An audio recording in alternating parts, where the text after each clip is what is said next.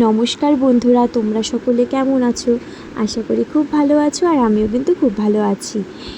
আচ্ছা, তোমাদেরকে কিন্তু একটা রেসিপি শেয়ার করব। সেটা হচ্ছে ময়দার তরকারি। এটা কিন্তু খুব ট্রেন্ডিংয়ে যাচ্ছে। আসলে মায়াপুরে কিন্তু এই রেসিপিটা ভীষণ বিখ্যাত, আর আমিও এবার ট্রাই করে দেখলাম যে কেমন হয় খেতে।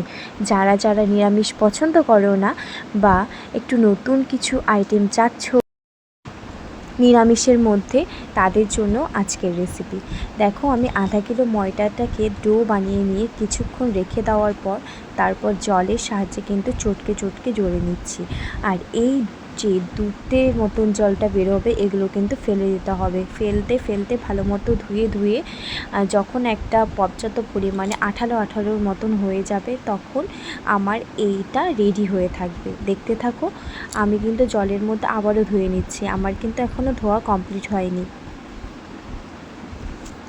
আর এটা কিন্তু খুব ভালোভাবেই ধুতে হবে, যতক্ষণ না জলটা ভালো মতো চুষে গিয়ে একদম আঠালো আঠালো সফটনেস না আসে, ততক্ষণ কিন্তু জলের সাহায্যে ধুয়েই যেতে হবে।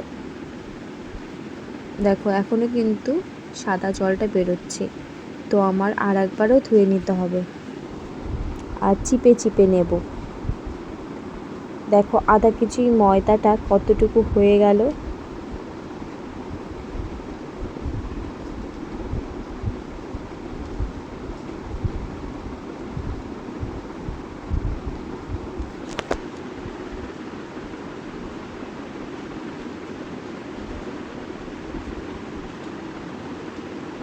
আমি আবারও জলের মধ্যে ধুয়ে নিচ্ছি।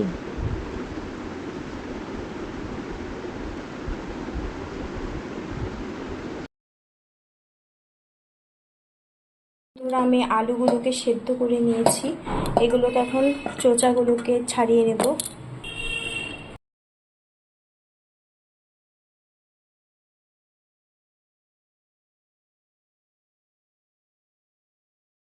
কড়াইটাকে গরম করে নিয়ে আমি এর মধ্যে সরষের তেল ঢেলে দিচ্ছি।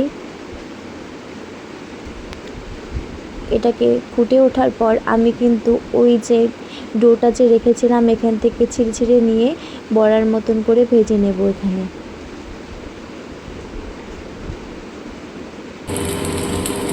ভাজা হয়ে গেলে আমি সাইডে একটি পাত্রের মধ্যে গরম জল ফুটাতে দিয়ে দিয়েছি। তারপর গরম জলটার মধ্যে একটু নুন দিয়ে নেব।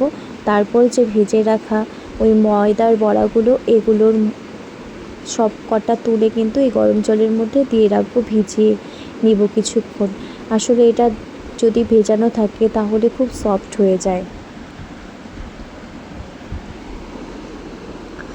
আর এইদিকে যে পরিমাণে তেলটা রয়েছে কড়াইতে, ওর মধ্যে আমি তেজপাতা সম্বার দিয়ে দিব, আর সাদা গোটা জিরে আমি দিয়ে দিচ্ছি।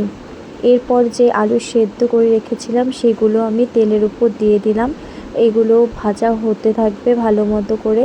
তারপরে আমি দিয়ে দিব টমেটো। আর এই তরকারিটাতে কিন্তু বন্ধুরা টমেটো মাস্ট, আর সামান্য পরিমাণে চিনিও দিয়ে দিলাম। আর এতে রয়েছে সাদা জিরে বাটা, লঙ্কা বাটা আর আদা বাটা, আর পরিমাণ মতন নুন দিয়ে দেব, আর হলুদ গুঁড়ো, কাশ্মীরি লঙ্কার গুঁড়ো দিয়ে দিচ্ছি।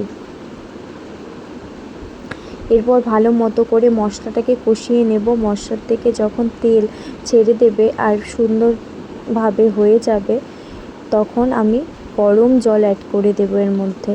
গরম জলটা এখানে এরপরে দিয়ে ফুটে ওঠার পরে দেখো ছেড়ে যাচ্ছে কি সুন্দর ময়দার বড়াগুলো, এর উপরে দিয়ে দিচ্ছি।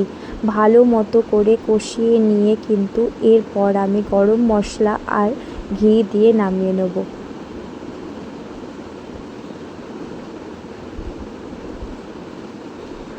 বন্ধুরা, তোমরা ট্রাই করে দেখতে পারো। আর খাবারটা এত টেস্টি হয়েছিল, অনেক দিন ধরেই ভাবছিলাম যে রেসিপিটা ট্রাই করব, আর ভীষণ সত্যি টেস্ট খেতে।